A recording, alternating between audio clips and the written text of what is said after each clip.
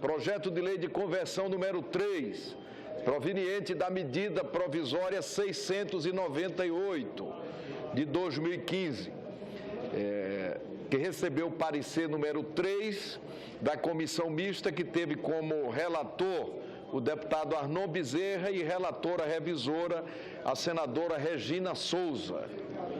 Favorável à medida provisória e às emendas número 7, 13, 15 e 16, nos termos do projeto de lei de conversão número 3 de 2016, que oferece pela inconstitucionalidade da emenda número 5 e inadmissibilidade da emenda número 4 e pela rejeição das demais emendas.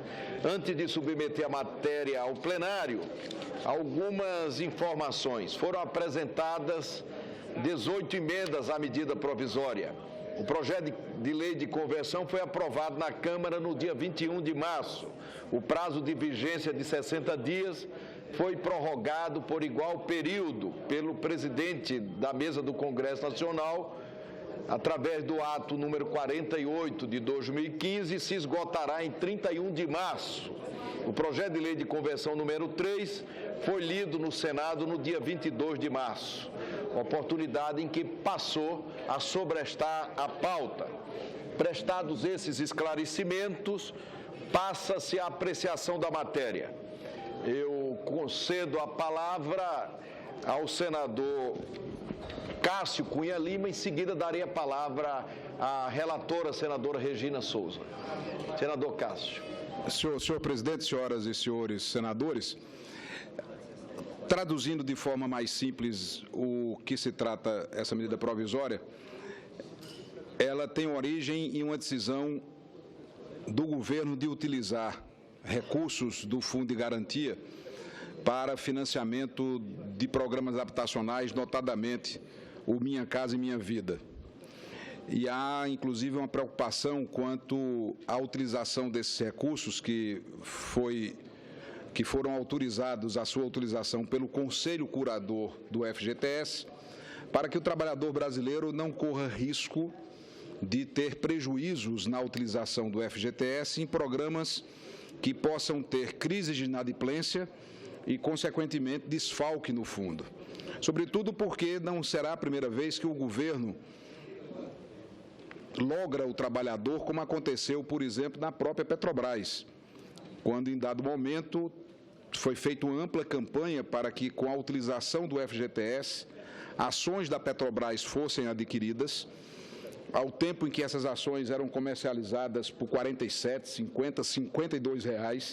Hoje a Petrobras, a ação está em torno de R$ 4, R$ 5. Corrija-me, senador Tasso, se a informação for muito distorcida, mas é a média que tem ocorrido, apontando para um prejuízo enorme dos trabalhadores que utilizaram-se do seu fundo de garantia por tempo de serviço, acreditando nos compromissos do governo para comprar as ações da Petrobras. O que é feito agora com essa medida provisória? Cria-se uma caução, uma espécie de seguro, o que vejo como algo positivo.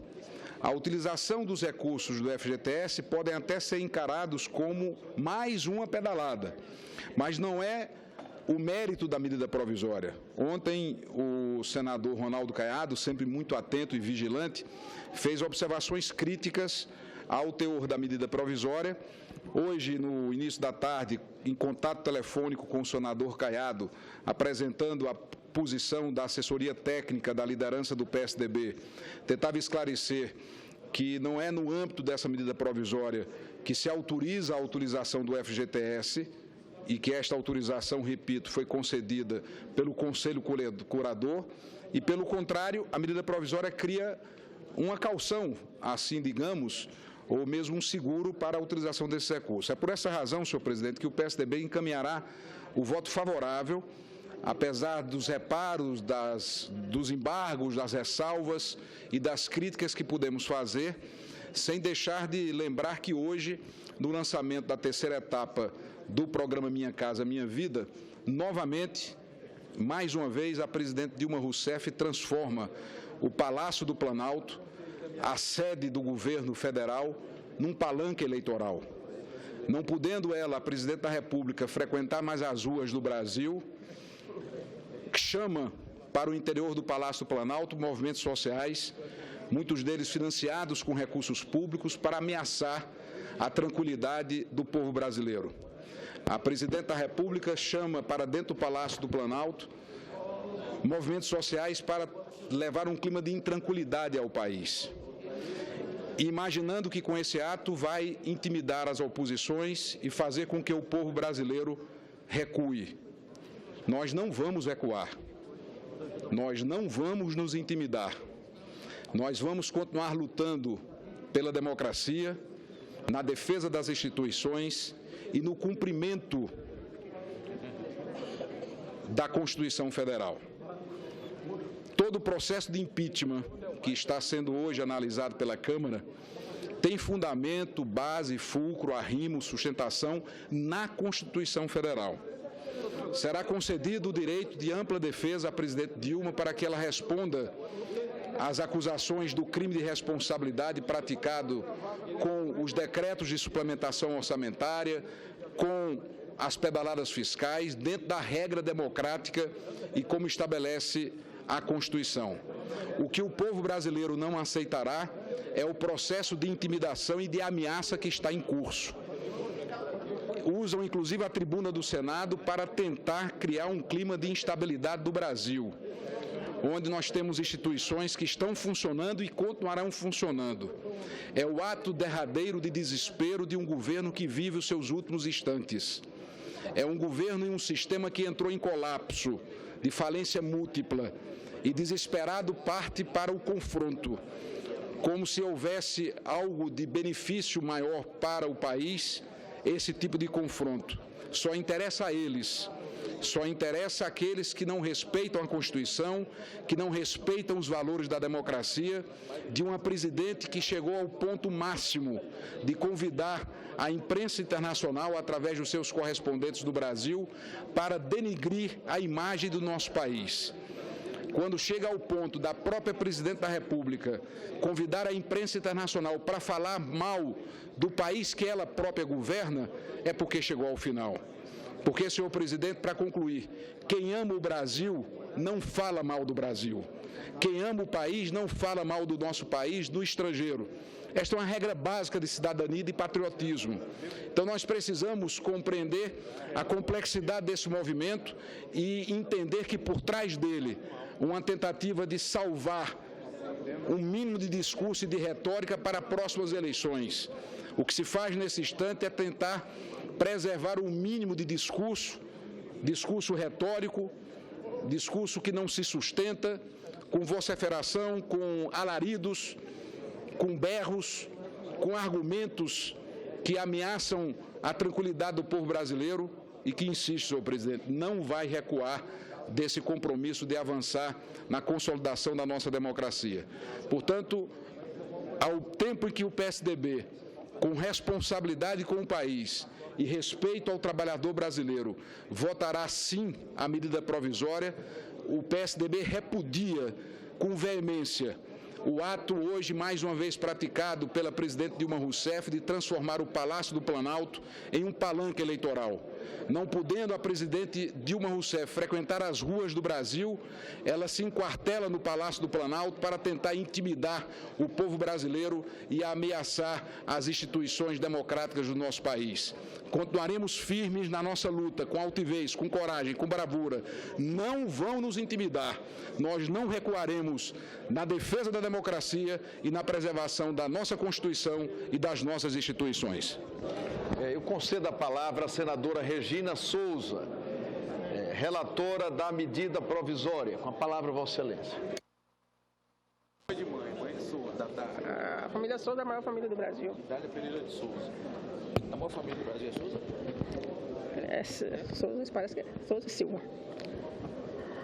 Senhor presidente, eu primeiro queria agradecer ao senador Cássio Cunha Lima a primeira parte da fala, que já fez a defesa da medida provisória. Eu acho que eu nem preciso fazer, porque, na verdade, está criando, só ampliando mais a tarefa do FAR, do Fundo de Arrendamento Residencial, para cobrir também a inadimplência do mutuário. mas com a garantia do retorno tranquilo, então não tem prejuízo para o fundo de garantia. Essa medida foi discutida na comissão e tem uma emenda muito importante que foi aprovada, que eu considero que fazia tempo que se lutava por ela, que é a questão dos 10% para os pequenos municípios, né? Município no nosso Nordeste, a maioria dos municípios tem 10 mil habitantes e eles não eram contemplados assim no sentido de ter acesso, a não ser através dos governos estaduais, e agora 10% do montante do programa é para municípios até 50 mil habitantes. E também pensei que ele ia falar do lançamento hoje, quando ele começou a falar, aquilo ali é povo, senador, povo tendo acesso ao palácio que só conhecia de fotografia, não é a primeira vez, desde o começo, desde 2003 que o povo passou a frequentar aquele palácio, então não foi de agora. Mas hoje foi lançado o programa, né, mais de 2 milhões de moradias, criado uma nova faixa, a faixa 1,5, né? Tem a faixa 1, tem a faixa 1,5 agora. Quer dizer, mais gente vai poder ser contemplado com o programa e certamente muitos empregos serão gerados. O pessoal da construção civil presente, animado com a possibilidade de só este ano ainda ter 480 mil novas residências contratadas.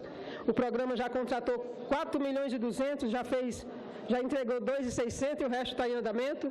Então, esse é, sem dúvida, o maior programa habitacional, talvez, do mundo, e a gente não pode, fico feliz que mesmo da oposição reconheça que é um programa bem sucedido, que atinge o interesse social. Então, o parecer é favorável, as emendas foram aprovadas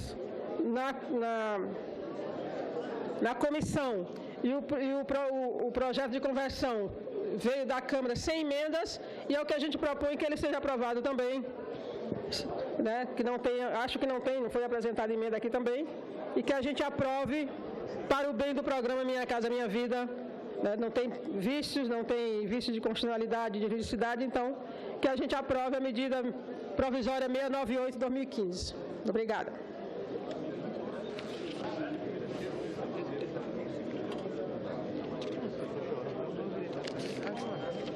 Antes de passarmos à apreciação da matéria, esta presidência esclarece ao plenário que, nos termos da ADIM 5127 do Supremo Tribunal Federal e da questão de ordem decidida na sessão do dia 27 de outubro, submeterá preliminarmente a deliberação do Senado Federal, junto com os pressupostos de relevância e urgência, adequação financeira e orçamentária da medida provisória, a pertinência temática da matéria, oportunidade em que qualquer senador poderá oferecer requerimento para impugnação de dispositivo estranho à medida provisória. Nós vamos, portanto, colocar em votação os pressupostos de relevância, urgência, adequação financeira e orçamentária e pertinência temática da medida provisória. As senadoras e senadores que os aprovam permaneçam como se encontram. Aprovados. Passa-se a apreciação do mérito da matéria. Discussão do projeto de lei de conversão da medida provisória e das emendas. Em turno único. Não havendo quem queira discutir a matéria, nós declaramos encerrada a discussão e passamos à votação do projeto de lei de conversão, que tem preferência regimental nos termos do texto aprovado e encaminhado pela Câmara dos Deputados. As senadoras e senadores que aprovam permaneçam como se encontram. Aprovado o projeto de lei de conversão na forma do texto encaminhado pela Câmara dos Deputados, ficam prejudicados a medida provisória e as emendas a ela apresentadas. A matéria vai à sanção. Será feita a devida comunicação à Câmara dos Deputados. O processado da proposição vai à comissão mista nos termos do artigo 11º da Resolução número 1 de 2002 do Congresso Nacional.